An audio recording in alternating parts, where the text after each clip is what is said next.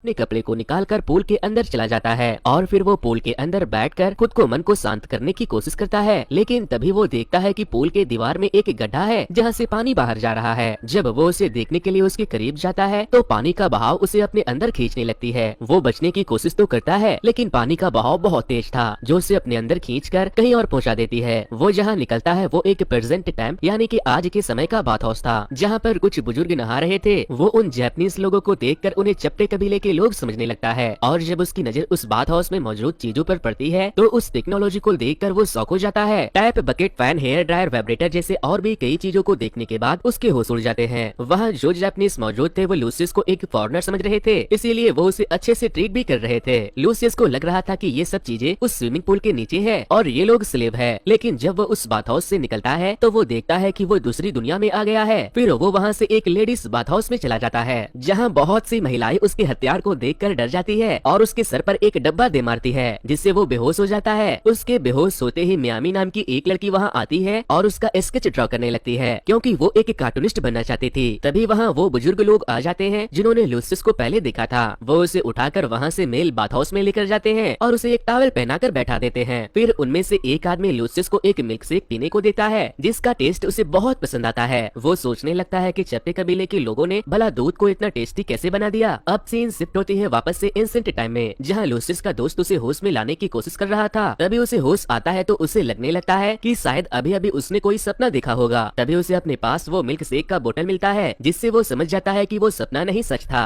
इसके बाद हमें कुछ महीनों के बाद का सीन दिखाया जाता है जहाँ लूसियस ने अपने एक क्लाइंट के लिए एक नया बाथ हाउस डिजाइन किया था जिसमें वो सारी चीजें मौजूद थी जो उसने फ्यूचर में जाकर उन चप्पे कबीले वालों के पास देखा था। उसने बिल्कुल वहाँ के जैसे कर्टेन, हेयर ड्रायर, बास्केट जैसे और भी कई चीजों के साथ साथ फ्लेवर वाला दूध भी रखवा दिया था जिससे उस बाथ हाउस में भर भर कर कस्टमर आ रहे थे। पूल में मौजूद एक बूढ़ा आदमी लूसियस से कहता है कि काश नहाने की ये सुविधा सबके घरों में होती क्योंकि बहुत से गरीब लोग पैसे देकर नहाने के लिए बाथ हाउस में नहीं आ सकते। लूसियस सोचने लगता है और तभी उस बूढ़े का स्क्रबर पूल में गिर जाता है। वो उसे लेने के लिए पानी के अंदर चला जाता है। पानी के अंदर लूसियस सोच रहा था कि आखिर किस तरह से रोम के हर घर में नहाने का व्यवस्था किया जाए। तभी एक बार फिर से पानी की लहरें उसे बहाकर एंशिएंट टाइम से प्रेजेंट टाइम में पहुंचा देती है। इस बार वो एक घर के पर्सनल बाथरूम में उठता है जहाँ के बाथटब का पानी बहुत गर्म था। बाथटब में गर्म पानी देखकर वो अपना इंजीनियर वाला दिमाग लगाता है और सोचने लगता है कि शायद कोई गुलाम नीचे से आग जलाकर टब के पानी को गर्म कर रहा है। तभी वहाँ एक बूढ़ा आदमी आ जाता है और वो लूसियस को एक कपड़ा देकर उसे अपने पीठ की मैल छुड़ाने को कहता है और फिर वो बूढ़ा बाथिंग हैट पहनकर नहाने लगता है जिसे देखकर लूसियस फिर से शॉक हो जाता है। वो सोच में पड़ा था तभी उसे एक स्प्रे दिखाई देता है। वो जैसे उसके ट्रिगर को दबाता है वो स्प्रे उसकी आंखों में लग जाती है और फिर वो वहाँ से गायब हो जाता है। वो वापस से एंशिएंट टाइम में आ गया था जहाँ उसने अब उस बूढ़े के घर में नहाने के लिए एक शावर और हैट का भी इंतजाम कर दिया था और रोम के लोग लूसियस के ये सारे इन्वेंशन देखकर उसे रोम का नंबर 1 आर्किटेक्ट बना देते हैं। लूसियस की बीवी भी इस बात से बहुत खुश थी कि उसका पति रोम का नंबर 1 आर्किटेक्ट बन गया है। लूसियस के साथ जो कुछ भी हो रहा था वो सारी बातें उसे बताने की कोशिश करता है लेकिन उसकी बीवी उसकी बातों को इग्नोर करके उसके साथ संभोग करके बच्चे पैदा करना चाहती थी, जबकि लूसियस को बच्चे पैदा करने में कोई इंटरेस्ट नहीं था क्योंकि वो पहले ही चपटे फेस कबीले वालों की टेक्नोलॉजी को देखकर बहुत परेशान था। उसकी बीवी उसे मार पीट कर वहाँ से चली जाती है। तभी रोमन एम्पायर का एक आदमी एंटोनियो उसके दरवाजे पर आता है और उससे कहता है कि किंग हार्डिन ने तुम्हें बुलाया है। किंग लूसियस के द्वारा ही डिजाइन किए एक बाथिंग हाउस में था क्योंकि उसे भी लूसियस का डिजाइन बहुत पसंद आया और अब किंग हार्डिन ये चाहते थे कि लूसियस उसके लिए एक ऐसा ही पर्सनल बाथिंग हाउस बनाए जिसे आज से पहले उसने किसी के लिए नहीं बनाया था। अब जब बात रोम के किंग की थी तो लूसियस उनके बातों को इग्नोर कैसे कर सकता था, इसलिए वो उनके लिए काम करने के लिए राजी हो जाता है और नए डिजाइन के बारे में सोचने लगता है। लेकिन लूसियस अब बहुत परेशान हो गया था क्योंकि अब तक उसने जितने भी डिजाइन बनाए थे वो उसके नहीं थे। वो तो किसी और का डिजाइन आइडिया कॉपी कर रहा था। वो सोचता है कि उसे वापस से चप्पे कबीले वालों के पास जाकर उनकी कुछ और टेक्नोलॉजी देखनी चाहिए। वो दौड़कर पब्लिक बाथिंग हाउस में जा रहा था ताकि वो वापस से फ्यूचर में जा सके, लेकिन रास्ते में ही वो एक पानी से भरे गड्ढे में गिर जाता है और जब वो वहाँ से बाहर निकलता है तो वो प्रेजेंट टाइम का एक बाथरूम स्टोर में पहुँच गया था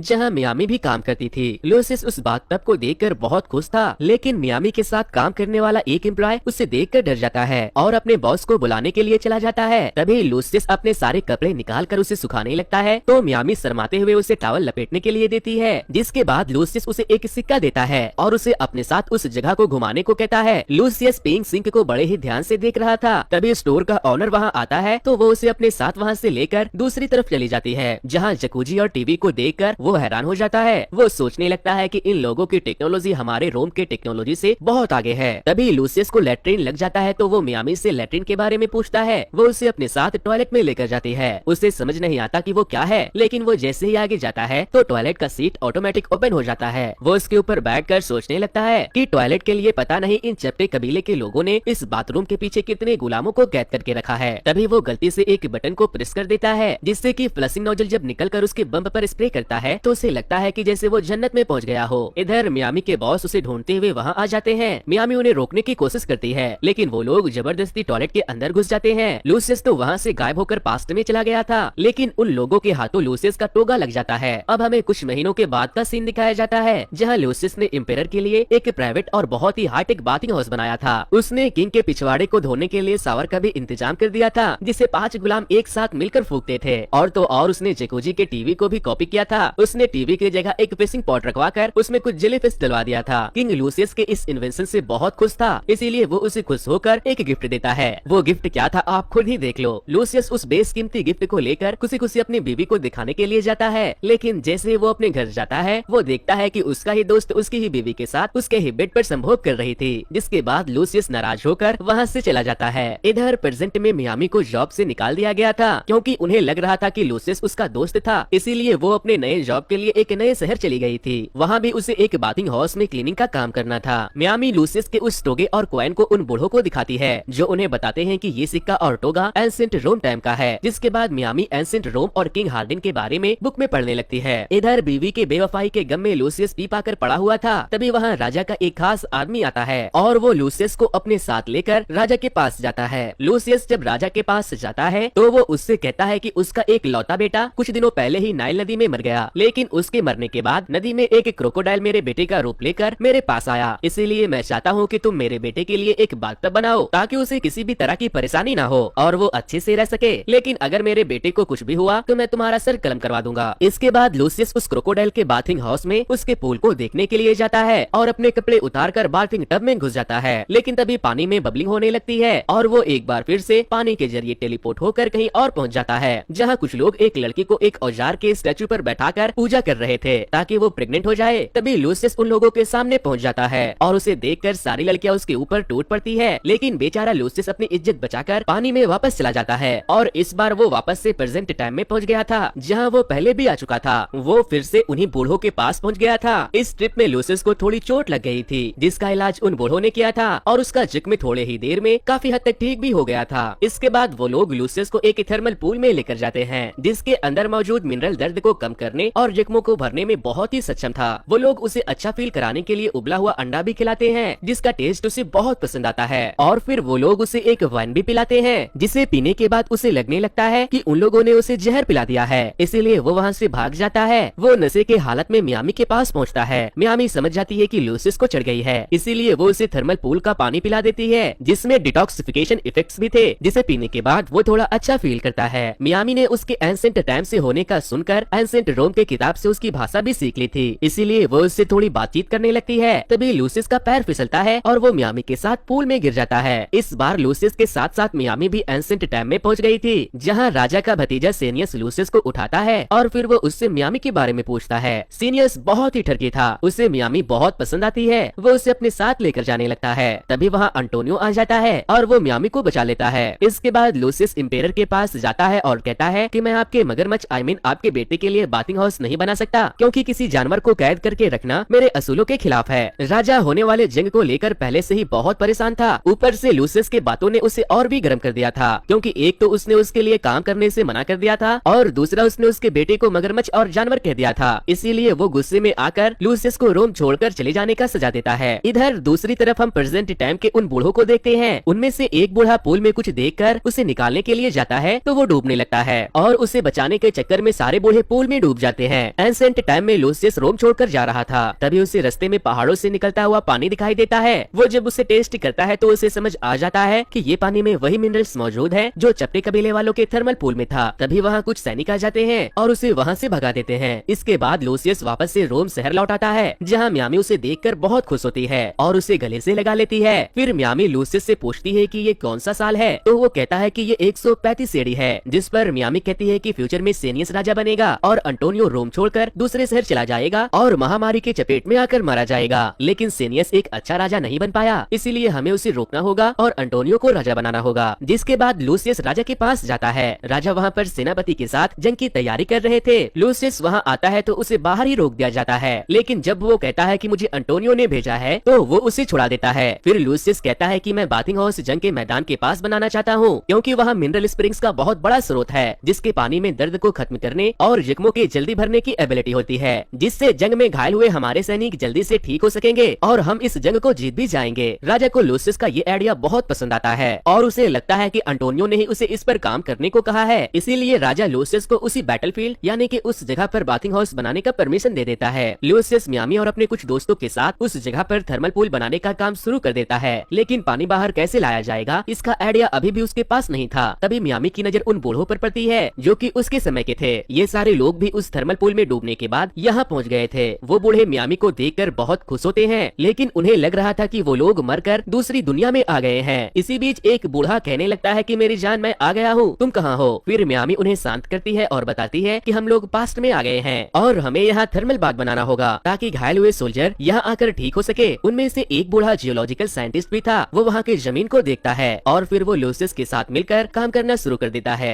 सारे बूढ़े मिलकर बहुत ही अच्छे से काम करते हैं। साइंटिस्ट भी अपना रिसर्च करता है और वो लोग खूब मेहनत करके एक थर्मल पूल बनाने में कामयाब हो जाते हैं। इधर जंग भी शुरू हो चुकी थी। जंग में बहुत से सोल्जर घायल हो रहे थे। सारे घायल सोल्जर को इलाज के लिए थर्मल पूल में लाया जाता है, जहाँ वो लोग बहुत जल्दी ठीक हो रहे थे, लेकिन सोल्जर की आबादी बहुत ज्यादा थी, इसीलिए उन लोगों को बहुत सारे पूल्स बनाने पड़ते हैं। वो सैनिक भी पूल में खुद को ठीक होते हुए देखकर बहुत खुश थे। एक दिन लूसियस और मियामी बैठकर बातें कर रहे थे। लूसियस मियामी को थैंक्स कहता है, लेकिन मियामी लूसियस को पसंद करने लगी थी और लूसियस भी उसे पसंद करता था। तभी मियामी के आंखों से आंसू निकलने लगते हैं और वो धीरे धीरे गायब होने लगती है। मियामी कहती है कि मेरे जाने का वक्त आ गया है, जिस पर लूसियस कहता है हम दोबारा जरूर मिलेंगे। और फिर मियामी के साथ साथ वो बूढ़े भी वहाँ से गायब होकर अपने टाइमलाइन में पहुँच जाते हैं। कई महीनों के जंग के बाद किंग हार्डिन इस जंग को जीत जाते हैं और जंग जीतने के बाद किंग हार्डिन अंटोनियो को हमेशा अपने साथ रोम में ही रखने का फैसला करते हैं, क्योंकि उस दिन लूसियस ने अपने थर्मल पूल वाले प्लान को अंटोनियो का प्लान बताकर हार्डिन के सामने पेश किया था और अब किंग हार्डिन हमेशा उसे अपने पास रखने का फैसला कर लेते हैं और फिर किंग लूसियस को भी पूरे दिल से शुक्रिया करते हैं और उसे सम्मानित करते हैं। आज लूसियस भी बहुत खुश होता है। लूसियस का सम्मान किंग के साथ साथ रोम के पूरे लोग भी करते हैं और इसी के साथ ये मूवी यहीं पर